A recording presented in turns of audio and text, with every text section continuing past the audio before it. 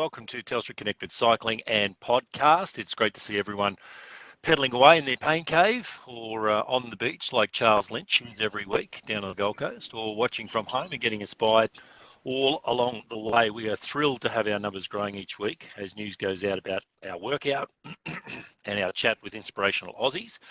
This is our 15th week of developing this series, and our steering committee of Sandy Woolley, Diane Hannan, Kurt Houston, Anna Mallon and John Pitchinen are delighted that everyone's finding it's making an impact to their week and especially on their outlook in life, which we're trying to do. So Telstra's Connected Cycling's motto is connected people and technology through their passion for cycling. And with that stated, here's our ride director, Mr. Passion himself, Sandy Woolley, to give us a bit of an update and state of play before we speak to our guest. Sandy. Thank you, Duncan, and again, welcome to everyone. As Duncan said, big call out to our new guests. We have new guests each week. For those of you who are new and just joining via Webex and do have their screen up, there is one of the screenshots is of the game, so you can see what it is all the people who are huffing and puffing like me are doing. We do have international guests as well. The fantastic thing about this, we do reach people all over the world in their various pain caves. Looking forward to this morning, and I've taken Duncan's advice. I got my helmet. I'm expecting a bumpy road. I'm going to flatten my tyres and strap in for the ride. So I hope you all do the same, and it's back to you, Duncan. Thanks, Andy. So our guest today is the one and only Laurie Lawrence. He's a coach. He's a Wallaby. He's a father of three. He was named Queensland Father of the Year, actually, Queenslander of the Year. PM Johnny Howard presented Laurie with an Australian Sports Medal. He's the author of about nine books, a book of poetry, a music album. He has a swimming pool empire with hundreds of staff and thousands of kids through the water every week, away from COVID, of course. He's a property developer, and he has many other interests that make him a very busy bloke. So we're rapt that he decided to get up this morning. He was the first one on this morning, winning the gold for his participation. Second, sorry. I think Daniela was first. So he joins us this morning to speak about his incredible life and what makes him tick, and especially around his philosophy about personal leadership and coaching. So welcome, Laurie. Welcome to Telstra Connected Cycling. You've got to take him off mute, Andrew, I think. Hang on a second, Laurie. Actually, this is not a bad Laurie Lawrence, everybody. This is the kind of Laurie Lawrence of my dreams, that he can be talking and I can't actually hear him. This is actually really good. So we have muted anything here. Sorry. There you go. You're back. You go. Well, welcome, Laurie. Whose fault was that? This is what, Duncan, honestly, this is what I spoke about today. That's why I wanted to have the practice show yesterday, so we wouldn't have anyone being inefficient. I think you muted yourself. How about that? I didn't mute myself, Duncan. I'm not that stupid. Oh, okay. Well, we'll get to the bottom of that. It's great to have you along, Laurie. COVID times throws up some interesting stuff. And for a people person like you, what's it been like sitting on Zoom, sitting on WebEx, doing this sort of thing? How are you coping? I hate it, Duncan. I hate it. I love just going to the pool early in the morning, watching the kids churn up and down. My grandkids now are swimming in the morning usually. They start at 6 o'clock and do an hour's swim 3 or 4 mornings a week. And I love those times to go there and just watch them. And I must say, though, I get that little bit frustrated when they don't push off properly or they breathe on their breakout stroke. I want to jump in on them, Duncan. Well, I feel for the coach, whoever the coach is coaching, and with you on the sideline being a parent or grandparent going, great, Laurie Lawrence is sitting on the side of the pool and I've got to coach his grandkids. Talk about a hiding to nothing. It'd be like Wayne Bennett's grandkids getting coached in the under-8s. It'd be terrible to have Wayne on the hill watching this coach do his thing. So anyway, it must be a lot of fun. Hey, swimming's been in your blood a long time. Like you talk about still going to the pool watching grandkids, but it started for you back in the day with... in Townsville at the Brook Baths. Your father, a great man named Stumpy Lawrence, basically went from the pub in town, took over the Brook Baths, Yep. And you all moved into the pool there because of your asthma. You had very bad asthma as a young man and had one lung taken out. Yeah, Duncan, my old man, going back a little bit further, was a publican in Winton. Before that, he was a shearer's cook. So tough man, and he used to tell me stories about out on the property, out Winton, west of Winton, dragging cattle out. They'd get stuck in the down trying to get water, and he'd tell me stories about that. And I think I'm a product of my environment, Duncan, because I've been through things with Dad. He got burnt out in the pub in Winton. He got flooded out on the banks of the Ross River, and I can remember as a young kid, Charlie Duncan, who incidentally, Duncan, used to ride a bike. Charlie Duncan, yeah, very old bike, and ride it very slow. Not as fast as Danielle, but he was going well. You've come full circle here, mate. The circle of life. Keep going. Yeah. So then he got flooded out on the banks of the Ross River, and finally into pubs again. I was pretty sick in those days with, as you said, asthma. I had a lung taken out as a kid, and he was told, "You need to get this kid swimming." So he got the job at the Trebrook pool in Townsville, and that was the start of everything for me. I mean, I was there in 1956 as a snotty-nosed kid, and up came the Australian Olympic team to train in the winter of 1956 before the Melbourne Olympics. Because we didn't have any heated pools in Australia, did we? So the wintering in North Queensland was super important for the likes of Dawn Fraser and Murray Rose and John Henricks and John Devitt and these sort of guys. They came from all the southern states, came up to North Queensland, just perched the whole winter at your pool. They were there. They were there on the pool deck, mate. And every day I'd be out there with my autograph book chasing them, and Dawn Fraser was my favourite, of course. But there were lots. I mean, Lorraine Crapp was the first woman to break 5 minutes for the 400 metres freestyle up there. And the great coaches that were up there, Sam Herford, who coached Murray Rose. And Murray Rose certainly would have won 3 consecutive Olympic gold medals had he had the opportunity to swim the third Olympic Games, because he'd broken the world record in America while he was at college over there. But because he didn't come back for the trials in Australia, they didn't pick him, even though he'd broken the world record. It was controversy, as Ray Warren would say. Hey, listen. So what did that? I know you're running up and down getting your autographs, but what were the life lessons you saw these Olympians display for 3 months every year at your pool? What made a really deep impression on you? The first thing that made an impression on me was Forbes Carlyle. Forbes Carlyle, in my opinion, is the grand old man of Australian swimming. He's passed away now. But he was experimenting all the time with oxygen, with putting Dad had a sweat box where he used to massage the footballers and put them in to heat the body up and all that sort of stuff, sweat box. He made it himself. And Forbes used to get the swimmers and put them in there before the time trials to warm up the body so that when they went out, they were ready. And little things like this that Forbes just kept doing. Well, he invented the clock at the end of the pool. He invented start blocks. He invented kickboards. He invented lane ropes, and on and on and on. So yeah, you can go on. Yeah, he was a man before his time, Forbes Carlyle, and really the father of coaching in our sport, because he was hypnotising kids too. Remember that? Yeah. he came up with, and one kid would be asleep and the other kid would break a world record. Yeah. That's where I learned to hypnotise you. And boy, I used to put you under, didn't I? Hey? You used to put me straight to sleep. You're right. You did. Hey, so from those small impressionable days and all these amazing mega champions like the Frasers and the Roses and stuff like that, did that get your eyes up as a kid? Did that set your vision saying this is normal practice? Being an Olympic champion or going to the Olympic Games is something you do if you work hard enough? Yeah, I learnt there, but I learnt more later on. But one of the things that I often reflect on is the last night in Townsville of this Australian Olympic team. And 23 world records were broken that night.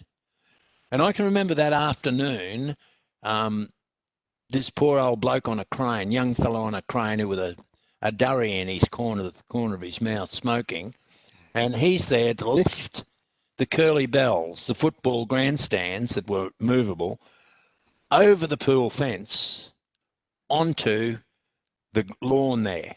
So the pool became like a coliseum, Duncan. Oh, yeah. If you can imagine, there was seats at the far end, there were seats on this time, and now the curly bells from the football stadium come there. Well, the town turned out. There were people everywhere. And I, because we lived in a little flat above the entrance to the pool, there was a deck out there, and I sat out there, leaned over, put my hands on the rail, and just watched 23 world records. It left an indelible mark on me as a young man. Then later on, all these people, David Tyler, who's a surgeon in Brisbane now, mate. He went on to win 2 consecutive double gold medalist in backstroke.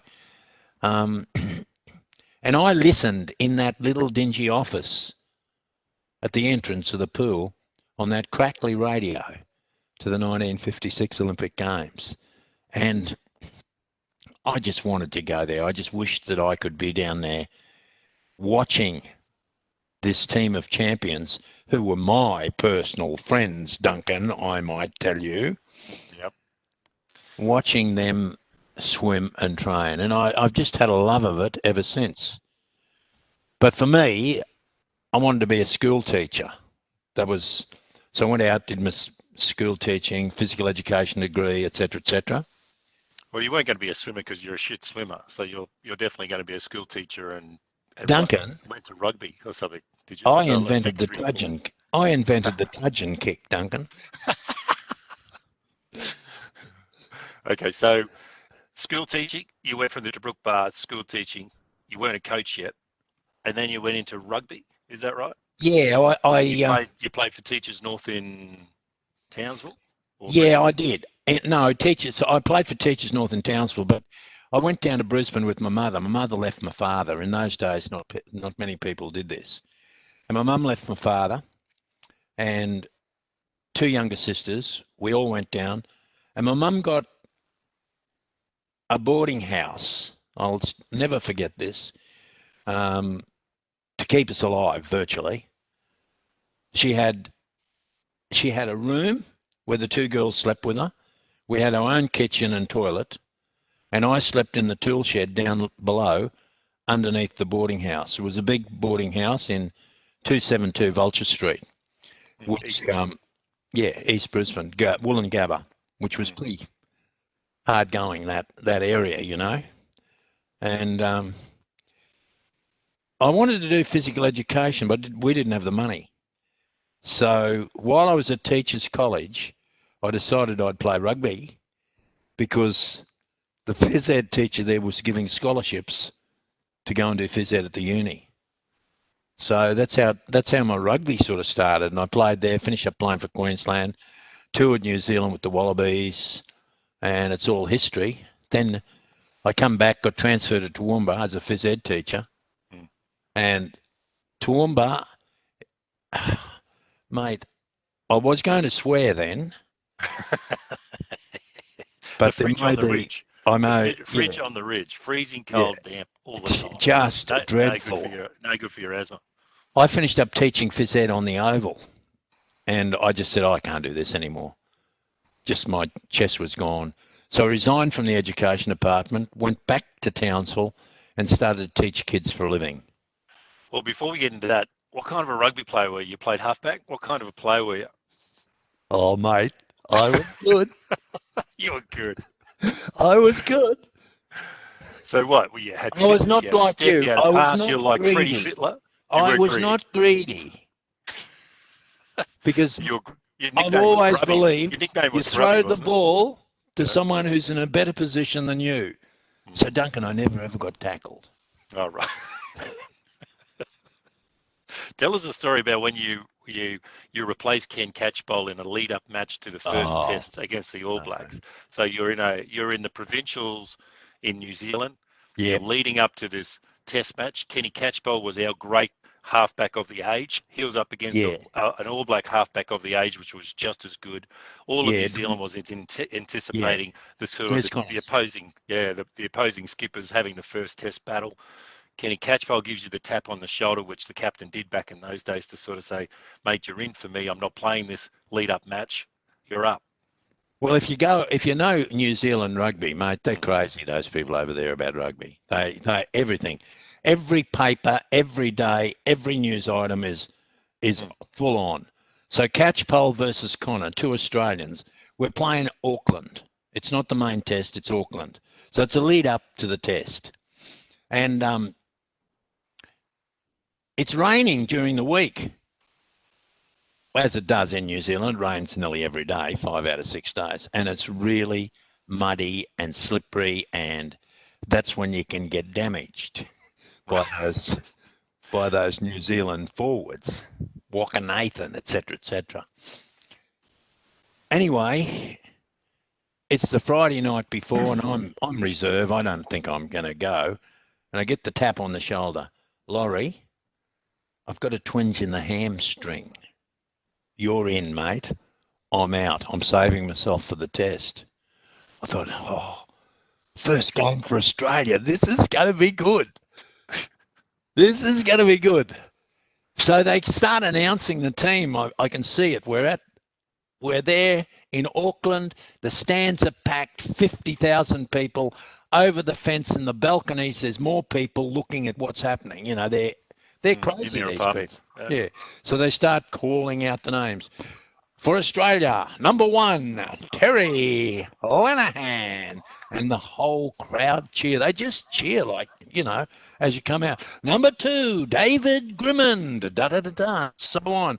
Captain John Thornett, da-da-da-da-da. And they keep going. And the crowd are just cheering. And there's an expectation of Catchpole playing Connors. And then it's my turn to come out, and I'll say, L. Lawrence is replacing K. Catchpole. And instead of the crowd going, hooray, they went, oh. And have you ever had 50,000 people go, oh, it's just not on. No, it's not. Sometimes I get about 90 people on this ride saying, ugh, but that's okay. 50,000 would be a lot worse. Hey, so that obviously didn't scar you too badly. And you ended up in Toowoomba. Then you get a transfer up to Townsville. Yeah. And you start your coaching career back at the start teaching kids to swim, going through like that. Yep. But Forbes Carlisle was the number 1 coach in the country at the moment, and he had great kids, and he was innovative. He was the first to start winter training, etc., etc. And I wanted to beat him. I don't know why, but I like to win, Duncan. How old were you now? Oh, I was 26, something like that. So as a 26-year-old, you start coaching and you want to beat the best there's ever been. Yeah, of course. And so what I did was I wanted to find out what the best in the world was. And Don Gambrell was the Olympic head coach for the US. So in the winter, I packed up. I went and picked up kickboards for Don Gambrell for 3 months in America. In Alabama. Just to see what he was doing. And there, he sent me on to see Sherm Shavor, who coached Mark Spitz, Mike Burton, Debbie Meyer, all these great Olympic champions. Went on to see Gary Hall, senior, not junior, Gary Hall, senior. Saw his coach, Flip Dar. Saw all the great coaches of America, and I took a bit from everyone. I wrote down every single workout that Gambrell gave his kids, and there was no secret to it. It was hard work, mate. And I can still look back at Sherm Shavor, the first workout I ever saw. Sherm Shavor, who was an old fighter pilot in Britain, in the Battle of Britain. He was a fighter pilot, this old fella. Had a close-cropped, grey-haired crew cut. He had sunburn. He was weathered from the sun. Do you know how you stand like in the old sun? leather. Yeah, like old leather. And he had this He had UV cream, zinc on his nose and lips, and he had these big lips that were cracked. And he stood on the end of the pool like this with his arms folded. The kids walked in and he grunted at them, didn't say anything. He just grunted as they came in. And they all come out on the deck expectant. He said, 10 800s, ready, go. Okay. That's all he said. That's all he said. 10 800s, ready, go. Duncan, that's 8K. That's the first workout I saw him do. There was no 25 here, change that. It was just meat and potatoes. Meat and potatoes. They stopped, and I thought, oh, that's a good workout. Then he said, put your tubes on. 10 800s, ready, go. Suckers. Mate, he had them. And this is the first session I ever saw. So then I thought, well, these swimmers, there's Burton, there's Spitz, there's Debbie Meyer, there's other American representatives, and they've accepted it. They've done it. All Olympic champions, all world record holders, multiple times. World, all of it. Yeah. And they didn't question it. And I was seriously impressed. And I said to him, mate, that must have been terrible for them.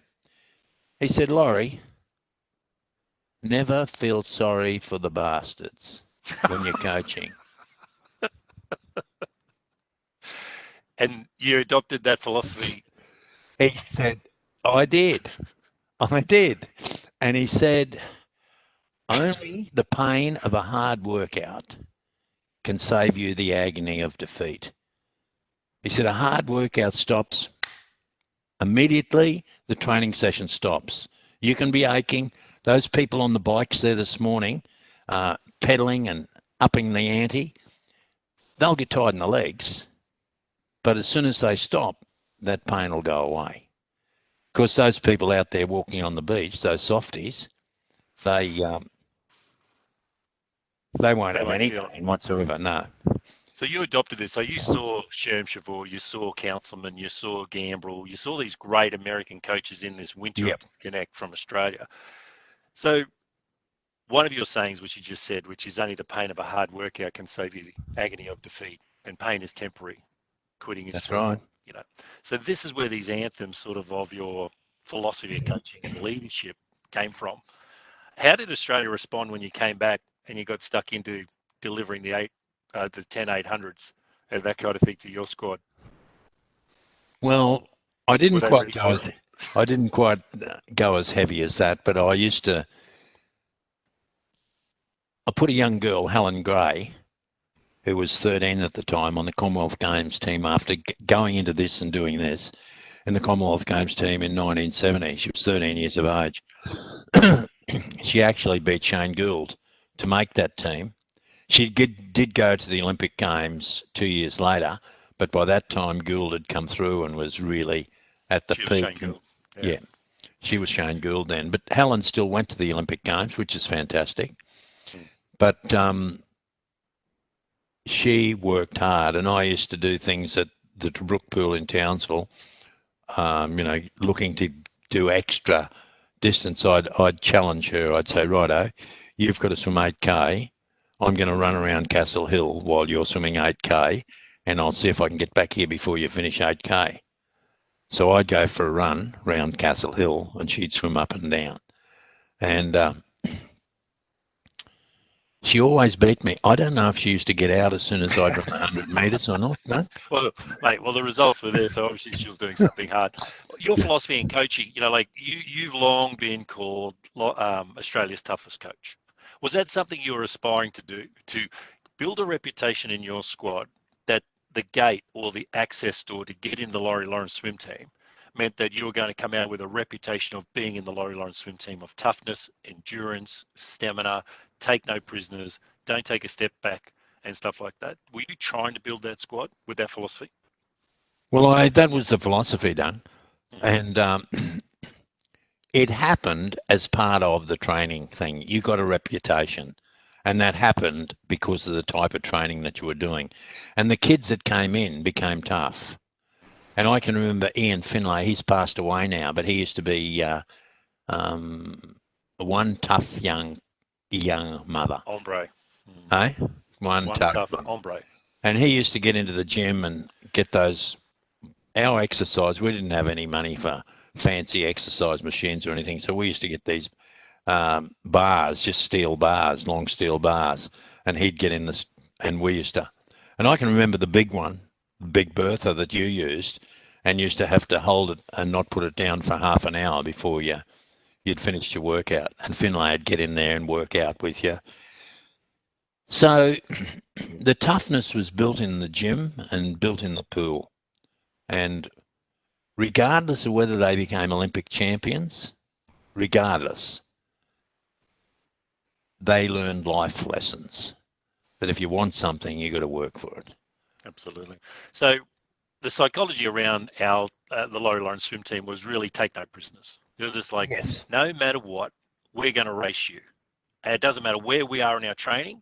When the gun goes, you're still going to be in a headlock with me in a race. And through tooth and nail, you're going to have to beat me to the wall if you're going to want to win this race. Yeah. It's stand up. It's all about winning. That's why I'm filthy on the Australian swimming that have put time standards to select kids in Australian teams. It's all about racing, Duncan.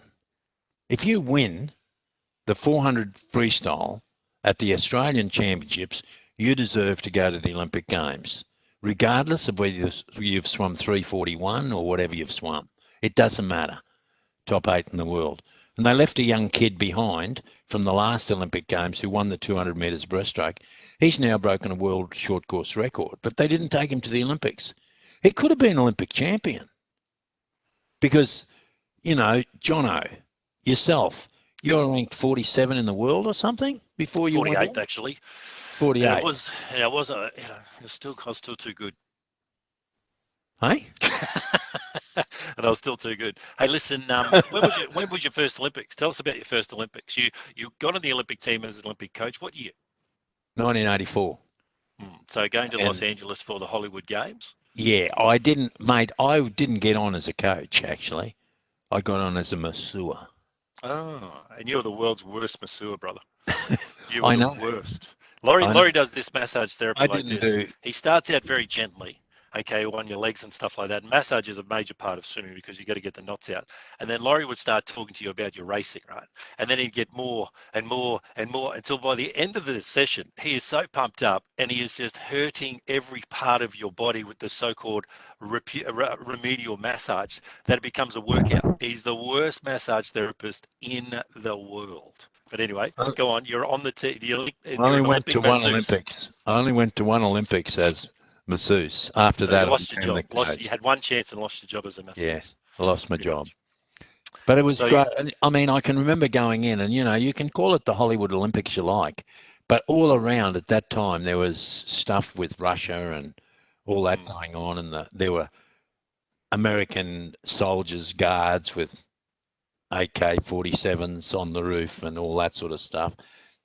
It was, but I loved it.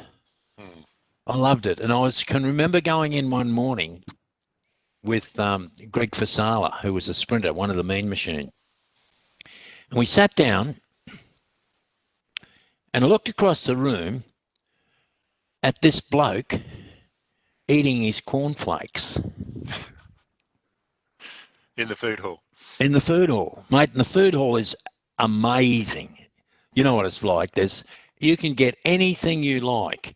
And there's athletes, tall basketballers, tiny gymnasts, huge weightlifters, boxers. There's everyone there in the food hall. And this athlete, this tall, stubble-chinned, receding hair, just a bit like yours, Duncan, actually, just receding a bit. And he's dribbling these cornflakes. It's running down the corner of his mouth. He's just pumping it in, and I thought, what? It was the greatest hurdler the world has ever seen, Edwin Moses. And I thought, Well, if Edwin Moses can dribble his cornflakes, I can make a few different. I can make a difference to kids. Yeah. Because it is about kids. It's about finding the kids with the big heart, the big ticker, who are in the fight, and it's about the fight and the kid, not the size of the fight, right?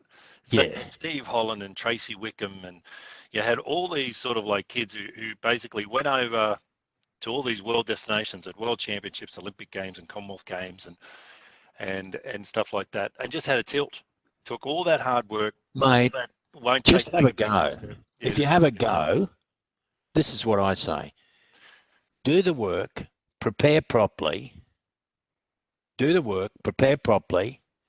and race. And if you get beaten, lean over, shake the hand, go underwater and say, up you, I'll race you again next time. But at least you can look at yourself in the mirror next day and say, well, I got beaten, but I give it everything I've got. I gave it everything. I prepared the best of I could. I'm going to have to make some changes next time. Yeah, adjust. And that's it. Just have to adjust the training. And, mate, those people are still friends. I still get phone calls from Stanley, Stephen Holland. I still get a call. He's going to come to the launch of my book and on the 23rd. You're coming, aren't you? I am. I'm coming to the Valley Pool on the 11th. No, 23rd. You 11th. You won't be at it, you idiot. I'll be there before you. I'll be there before you. I promise. You'll be getting silver. If you're going on the 11th, you'll be there before me because it's on the 23rd. Correct. I like to be early. I like to get a seat up the front, although there weren't that many people there. Anyway, what I'm saying is you had a lot of fantastic champions. So just how good was I? What? What? Tell everybody on the call just how good I was and how I made you famous in 1988. I think I've dropped out, Duncan. I think you've dropped out. I can't hear what you're saying. Very good. Very good. But it was a great day. Duncan, I will say this. You did everything that was required of you. And now that I'm thinking back, I will give you a bit of kudos. Every night, when everyone had finished and gone home, I got the weight belt. Got you to, because your kick wasn't that strong. You weren't that good with your legs. I put the weight belt on you and got you to jump in that diving pool at Chandler with the weight belt on, hands above your head, and just vertical kick for a half an hour. I found that that's one of the best exercises for building stamina in the legs that I've ever used, because if you don't kick, you're drowned. Pretty much hit the diving. You go under. But that wasn't the end of it, Duncan. I'm giving you a bit of a rap here because you did do the work before the race. And I deserve it. You go home, and your father was also part of your journey. The Americans were using skateboards with the wheels turned sideways and pulling themselves up to strengthen their muscles, on the swimming action. So I got a skateboard for you, and their father turned the wheels around, and every night when you got home from training, when you'd finished with me, he'd take you down to the bottom of the hill on that little place that you lived. You'd put on the garden gloves, not to do gardening, but you'd put on the garden gloves because your hands were very soft, Duncan. And you'd haul yourself up that hill and he'd walk down with you in silent communion. And it was just a nice bonding of father and son, but he was helping you to become Olympic champion. And the thing that he said to you every time before your race has stuck in my mind. Every time you went out to race from a little kid, he'd tap you on the shoulder and say, son, go and break a world record. My dad was a very good man. It happened in Seoul. That's what happened. You broke the world record. Because we all had a shared dream, right? Like you as the coach had a dream for us, so many of your swimmers and stuff like that. Dad had a dream for me as well. He used to have his little quirky sayings at the right moment at the right time. So what was your part? Like your poolside in Seoul on the 19th of September 1988, a 19-year-old cadet named, journalist cadet named Steve Quartermain was at the pool for the first time, his first swimming meet. They sent him out to the pool on day one of competition in Seoul at the Olympic pool. He goes and stands with the Rio swimmers because they've got green and gold on too, and Steve doesn't even know what we're wearing, so he goes and sits there and looks at all these tan Australian swimmers from Rio, from Brazil, and going, I don't think I'm in the right place. He looks up, sees you running up and down, recruiting all the South Korean audience to cheer for me in lane 6. So what else happened?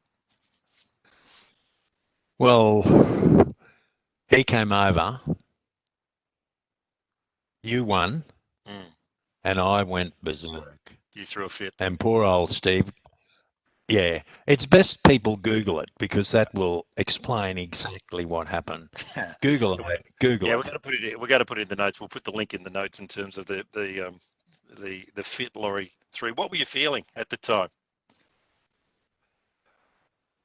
Mate, I was out of my tree. I was in another world.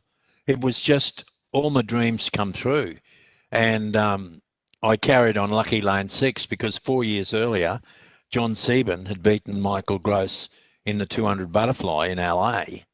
And now here we are 4 years later, and you're in lane 6, and you hammer Michael Gross again, Matt Biondi, Arthur Wodat. Yeah. And we've done it. So I'm screaming, lucky lane 6, lucky lane 6. And then you got arrested. You got arrested twice that day. You got arrested in the morning when you're in the tape room at 4 a.m. looking at tape. Yes, I did get, well, I'd say it wasn't arrested, Duncan. It was more escorted to the police headquarters to explain my actions. To explain my actions. Tell people in 1988, we're a technology group. You know, we Telstra Connected Cycling is about technology and riding and fitness and connection with people. But tell them a little bit about the technology back in the day in the Olympic Village in terms of tape, the tape room, and what you had at your disposal to look at tape and look at data from other swimmers. Okay, they videoed every swimmer and put it on those old cassettes, you know, the VHS cassettes, and you could go into this tape room during the day and sit down and watch the races. So I could watch your race, I could watch Biondi's race, I could watch everyone's race. And there was 14 heats of the 200. Yeah, but I really just needed to watch the last 4 because that's where all the action's happening, you know, in the last 4 heats. So I looked at Biondi, I looked at Wodat, I looked at Michael Gross, yourself, and I noticed that Biondi, who you had come next to, I noticed that he had a huge kick, and I thought we can, because you in training were master of dragging off kids. I led the lane sometimes. You looked for easy ways to train Duncan. And as a result, keep going. Back to the story. Come on. As a result, you would drag off kids in training, which was disappointing for me as a coach. Disappointing. Right. Yep. But. So I went in and I noticed that Biondi had the great kick. You were next to him, and I thought, now we got to get over on the lane rope close and use that to our advantage. And what happened was you had already ascertained that you were going to try to do that anyway without me telling you. But I came up and I said... You're in the tape room at about 4:30 in the morning and didn't open till 9. So how'd you get in? I got in through the window, Duncan. Sometimes if the doors won't open, you use windows. So you took all the putty out from this plate glass window. Took the putty out of the place, yeah. Took the putty out of the place. I didn't break the window. I just took the putty out And they're I in put there the window down. doing your research, and then the guards came in to clock on for the shift. They thought a terrorist was in there. They grabbed you. They took you to the police station for a I police went up display. again, yeah. I said, mate, I can't stay here because the boys swimming tonight in the final. Yeah. This And is so why I can't you stay. come over to the pool. I win the race. You throw a fit. You're yelling out, "Where's the animal? Where's the animal?" Kicking the siding up on the stands, and then a guard there thought you were throwing a fit, and he arrested you and took you outside in handcuffs. That's not true. I didn't get, Duncan, that's not true. I did not get put into handcuffs. I did not. So And they kicked you in the ass and they kicked spreading you. those rumours, Duncan, is not good for my reputation because I'm an elder statesman of Australian swimming, That's and right. I can't Seen have doing you that. So they take spreading you those outside, but they rumours. didn't take your accreditation off. They took the handcuffs off, but not the accreditation. So you ran around the That's whole correct. complex and ran in the door on the opposite side, and then you Yes, ran all the way down to the warm-up pool where they couldn't find you. that's correct. I did get down to and that's where I launched myself into the water, which is unusual, but you've got to have a bit of fun in life, Duncan. That's what it's all about. Well, your active coaching career came to an end, but your overall coaching career with the Australian team really took off. You went to 92 in Barcelona. We didn't have a great time there because of bad shoulders and stuff. If everyone can just go on mute, that'd be great. And from there on, you've been going to every Olympics since. So your first Olympics was in 1984, and you've been to pretty much every Olympics ever since as a motivator. Now, the Australian team wanted to put together some very, very experienced people who might be able to bring a different aspect to our Olympic team, the 400 members of the Olympic team that might go to Athens in 04 or Beijing in 08 or 96 to Atlanta. So they put people like Herb Elliott, Peter Brock, Great John man. Eales, and you're in this group of absolute legends of sport, which were taken along as ambassadors, encouragers, inspirational coaches and stuff like that. So what was it like to be there with Herb, who was one of your heroes, Herb Elliott, great Herb Elliott, Peter Brock, who's no longer with us, and John Eales? What was it like that, mate? Well, I became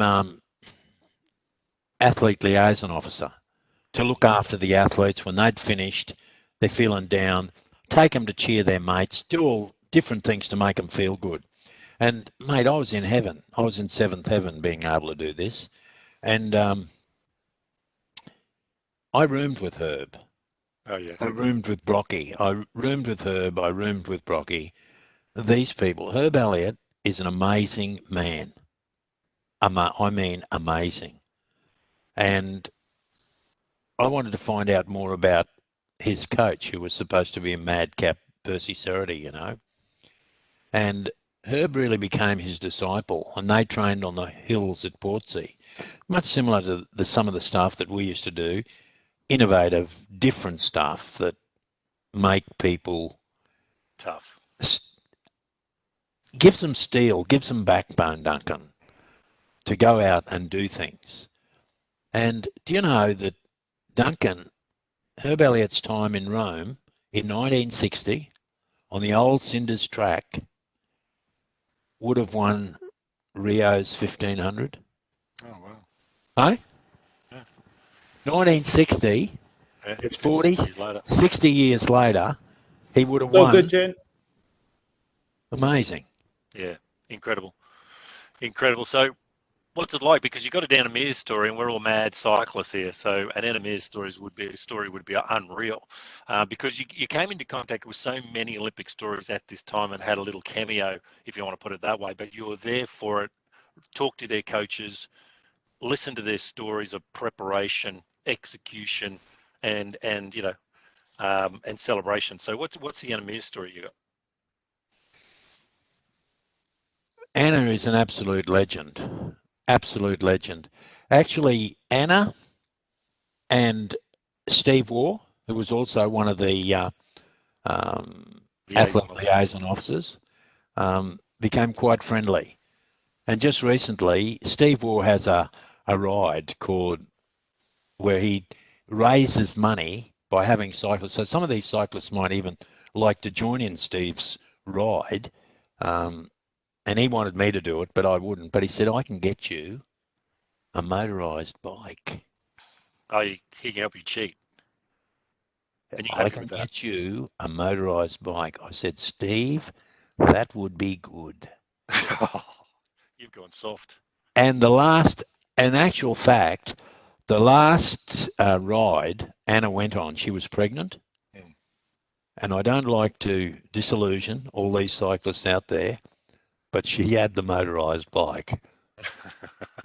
Well, you can let a pregnant champion ride a motorised bike. That's fine. So But what about the story? What about the story back then? Not the pregnant rollers. Well, mate, it all came down to preparation, to looking and seeing how Victoria Pendleton liked to ride. And Victoria Pendleton always won from behind, where she'd sit and come at the end. Always. So Anna had to somehow master this, you know. So one of the things that they concentrated on every day was Anna going up high on the track and learning to balance on a bike, stationary on a bike. And they'd practice this for 20 minutes every day outside their normal training session. Now, I was there in London when she beat Victoria Pendleton, and the whole crowd were there in the velodrome. And incidentally, Duncan, in this magnificent book, Yes, this magnificent book, which is on the shelves when, which is coming soon. Which is I coming tell soon the to whole Amazon. story. I don't want to spoil the story for the people here. It's in here. There's even Yes. photos of me. I'll get some photos, Duncan. Just hang on. Yeah, take your time. Take your There's time. photos. While Laurie's just Look. doing a little bit of self-stroking Can you get here for this? the audience. Can you get this? If you've This got is questions, me. whack them into the WhatsApp. Duncan. Yes, Duncan. sir. Look at me. Is that there? Can you see it? Yep, I can see it. Yes, you're holding something about enemies. Yep. Yeah. You're amazing. Well, I'm there in the middle. I saw it all. I had the camera there. I was taking all the photos. Yep. That's me there crying, Duncan. I don't often cry, but I did cry there. Fantastic. And were you giving it to the crowd? Were you giving it to the Brits? Because you were quite quiet about how good our Aussie girl did in front of the home crowd there. Did I ever? Wait till Princess Margaret came over. I gave it to her. I said, classic. Now, we've got about 15 minutes to go, and it's a great opportunity for you to ask Laurie a question. We've got a question in here very, very early already from Rob Forsyth. Who out of your steeds was the slackest trainer, but was always able to pull out a big effort that surprised you on race day? Thanks, Rob. well, that's easy, mate. John Seaman. The Olympic champion John Seaman was the worst trainer, but the best racer. Seaman is the best racer I have ever had. But however, he knew what every one of his opponents could do. He knew their times. He knew everything. He was a student of swimming. So Seaman was always last to get in the pool. Do you remember, Duncan? Yep, always last. Always last. He up about 30 times each time before he got in. But once we got in, once we could get him in, he'd talk to the pool cleaner, he'd talk to a mum, he'd talk to a 5-year-old girl, he'd talk to everyone before he had to get in. But once he got in, he was good. Once he got in, mate, his back was red from effort. So there was still the effort there when he got in, but he was slow to get in. That's the only thing I'd say about him. However, I want to make this point. Do you know that Jono never broke stroke in butterfly in his life? That's right. So he's doing butterfly. He would never do a freestyle stroke as you did on numerous occasions. He would do the full stroke butterfly all the time. And as a matter of fact, when we used to have those camps down the Gold Coast, and I drove my old bus, my old 45-seater bus. It was pretty ancient, but those kids who went to those camps that never broke stroke in butterfly for the fortnight that we were there, locked in. locked in, were allowed to sign the bus, so they could put their signature on the side of the bus, which I got into serious trouble with my wife for desecrating the bus. Yeah. But anyway, but he it's never about broke giving, stroke and butterfly. Duncan, I haven't finished. Yeah, okay, obviously. Go on. Never broke stroke and butterfly in his life. And do you know that he never, ever got into the pool without practicing a dive? So that means we trained 11 sessions a week. He did 11 perfect dives. Yeah, And he was if one you of the best multiply starters in that the world. by 52 weeks of the year, that's 500 perfect dives. Yep. Never. And if you multiply it by the 5 years that he was with me, that's 2,500 perfect dives. So it's only the little things that count, Duncan. The little things. The little drills before the big thrills. That's Because right. there's two parts of your preparation. It's two parts of what we do at Telstra. It's two parts of what we do at Cisco or wherever you might be or whatever you might be doing. It's the hard work, and then it's the race time. It's the hard work, and then it's the execution. Okay. And if you haven't got both of those, then you're going to be left short somewhere. If you don't do the hard work, you're not going to be in the big dance because you're not going to make the final. But if you don't learn how to actually race and win, you're not going to get on the podium. Correct. So you've got to learn to race. Yep. And you've got to do the meat and potatoes hard work. You've got to do the meat and potatoes. Without meat and potatoes, you've got no chance. Here's a question from Adrian Hocking. Who are the current or future legendary coaches who you've studied, who you think has got what it takes? Oh, the people that have studied with me is Vince Raleigh. He was my assistant coach. He's put kids on the Australian team. Michael Bowl, who has already coached an Olympic champion. I put Michael on a Commonwealth Games team, but he missed the Olympic team. So that fired him up. And I can remember 1996, I said, mate, I hope you make this Olympic team, to Michael Bowl. And he said, Laurie, I'll tell you something. I would give up my position on the Olympic team to get some of my kids on the team. How good's that? How good's that? Hey? That's great. Yeah, because you got to love it. Hey? Because he cares about his athletes. And if you don't care about your athlete, you're not going to get the response from them. So Michael Bowl. So Michael Bowl. Yeah, breaststroke. We've got, who else have we got? I've got 4 or 5 people that have either coached with me, been my assistant coach, or who have, in fact, swum with me, who are now Australian coaches. They're about 4 or 5. The latest fellow that's coming through, who was there with Bowley, is Dean Boxall. Yeah, he's going real good. Boxall is, mate, Dean Boxall has got something. Yeah. He knows. This is going incredibly well. Yeah, he knows. Hey, I've got a question for you from Ag, and Ag wants to know, how did you deal with managing parents and their sometimes over-the-top expectations? I never had a lot of trouble with parents, Duncan. Well, that's because they weren't allowed on pool deck, and if they came they weren't allowed there. They weren't allowed on pool deck. Huh? They weren't allowed there. I never had any problems. I'll answer this. My old man was ahead of his time, because basically he bought me an alarm clock when I was 12 years old, and he said, right, we're going down to train with Laurie Lawrence. Here's your alarm clock. If you don't set your alarm properly and don't get out of bed and wake me up to take you to the pool, we're not going to go, and you have to deal with Laurie, because I'm not dealing with that bloke. Right? This is my father speaking, right? My father said, I'm not going to deal with Laurie. You're going to deal with Laurie. Here's an alarm clock. And he gave me my manhood because of it. And so if I didn't set the alarm properly, miss training, then Laurie would be on the phone telling me to run out to the pool or do whatever. And so my dad was very, very smart, because he never wanted to go on pool deck, and he never wanted to get into a triangulation with Laurie Lawrence about my swimming. So he released me about that. And that's what I tell parents all the time, that Laurie had such a good parenting philosophy. Not. Hey, what about the day that you didn't turn up for training? Do you remember that day? One time in 9 years. Yeah, that one time. And I rang. You did. I rang, and you said, I've got a shoulder injury. You rang at 3 minutes. You were soft. You were soft. I said, where are you? You're not here. I've got a sore shoulder. That's right. I said, how are your legs? How are your legs, Dunk? He said, they're good. I said, oh, good. Put your shoes on and run to the pool. I've got a surprise for you. Remember that? You ran to the pool. You ran to the pool, come in sweating, and all the kids are in the pool there, and you come running in. And I said, "How do you feel, mate?" "Good, good." And then you watched all the kids going up and down, and they were yelling at you and carrying on.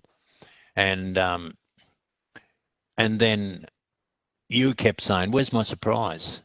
Where's my surprise?" I said, "Hang on, wait till we finish training, and you'll get your surprise. Don't worry about that." So we waited. The kids finished. We sat them all down, and Duncan stood up there. He'd run to the pool. How far was it? From your house to the pool, huh? 8 Ks exactly. 8 Ks. I was a great runner. I was a really good runner. Yeah, well, you got there pretty quick that day when I told you to get there, but you sat around the pool annoying the kids because they hate people watching while they're doing all the hard yards. Anyway, they're all sitting down at the end, and you've jumped up and said, "What's my surprise?" And I just turned to you and said, "None of us are driving you home." And it was a very pleasant run home for you, Duncan. It was. I was going to walk until I got out the front gates and I hear this beep, beep, turn around, and there you are in the car. He goes, "Keep running. I'll run with you in my car." So I had to run the whole way. It was not very fair. But no. But there was a thing, go back. I was an abused champion in your squad. That is for sure. I was misunderstood. I go back to a young lady or young man just then said you didn't finish the story on Anna Mears. It's true. I'm saying she had to learn to hold still on the bike.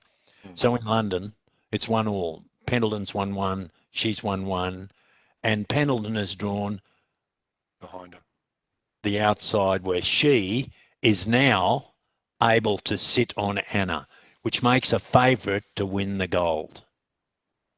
Around they go, and you know what the sprint's like. You just wait, and then all of a sudden someone goes. Anna goes high up onto the track and stands still right up on the top. Just stands up on a bike, and Pendleton comes up behind and hasn't done this practice. She's been all sprinting, all the other stuff that goes with the cycling, but she hasn't done the stationary stand. And Anna stands there for a good minute with Pendleton trying to balance behind. Finally, Pendleton can't balance, and she ducks down the inside onto the track. Anna comes down, sits behind her. The rest is history. That's what made me cry too, mate. But a lot of the stuff that Anna actually did in preparing for those games, it's Duncan, it's all in this magnificent. Okay, well, I'm going to do you a favour. Ed, would you be able to put up that one picture of what he keeps on flashing up here so everyone can understand? Laurie has written, this is his third book, and is launching on the 23rd of July at 11 a.m. at the Valley Pool. Thanks, you love writing these books, don't you? Because this is your third one. Your first one was Lawrence of Australia. Second one was Five Ring Fever. Five Ring Fever.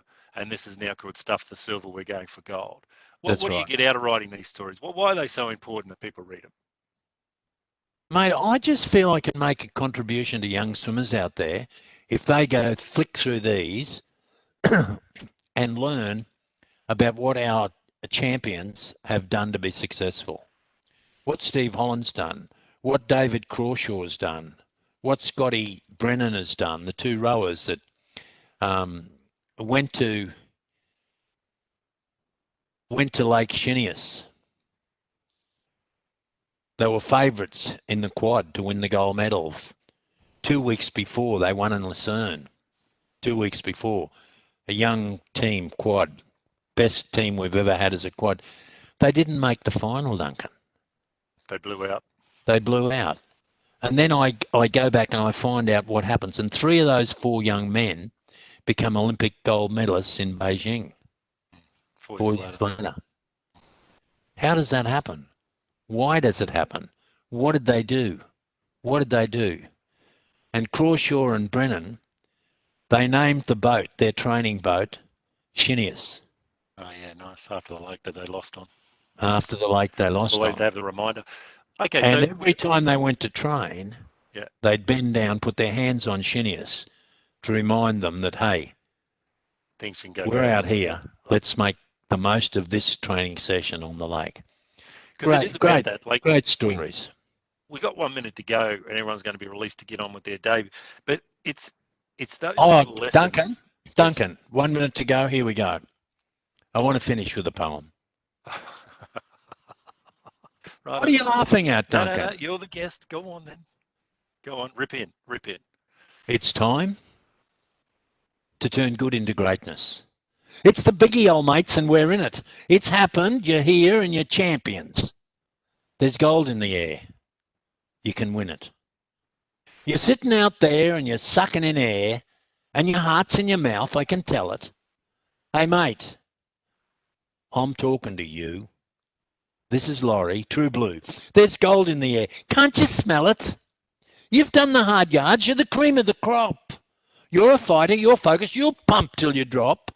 And tomorrow you'll churn and the water will boil as you rip at the air and you tear at the soil. Now go out and blitz them. But be in no doubt, for Australia to win, let the animal out. They'll taunt you. They'll fight you. They'll spit in your space. And I'll watch as our flag paints a smile on your face. As the cameras engage you and capture that tear, and your mates all around you erupt in a cheer. Stand tall, mate, and wear it by the rings and the flames, and cherish your moment of gold at the games as that rectangled rag of our great Aussie flag rockets above. You're the pride of the fleet and the world's at your feet, and our anthem shots blasting the air. Australians, oh, let us rejoice, for we are young and free, with golden soil and wealth for toil. Our home is girt by sea, our land abounds in nature's gifts, of beauty rich and rare. In history's page, let every stage advance Australia fair. My friend, you are Olympic champion. You are Olympic champion. I'm going to sign off, Duncan. I'll see you later, mate. Come on, Ozzy. No worries. Thanks, Laurie. You're a champion. Duncan, make sure you get to the launch of my book. That's right.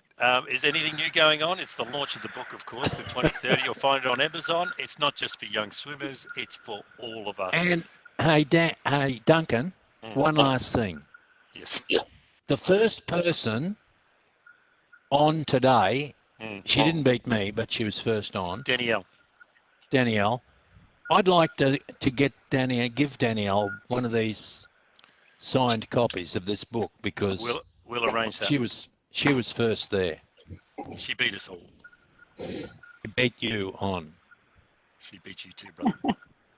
She didn't beat me on. She beat you on. See you, mate. Hey, thanks, Laurie. chat. It's been a real treat, and thank you very much for ending on the national anthem. It's the first time in 15 weeks that a guest has actually sung the national anthem on TCC and podcast. So thanks, mate. You're a winner again. To all our participants, thank you very much. We'll see you next week. We've got Drew Ginn on next week, another Olympic champion, and he's now the health and fitness coach of the Australian cricket team. So they'll be doing the hard work. We'll be hearing from Drew next week. All our steering committee, thank you very much for your time. Hey, he's a legend, mate. Drew Ginn. He is a legend. But he comes in after you, so it's a tough assignment.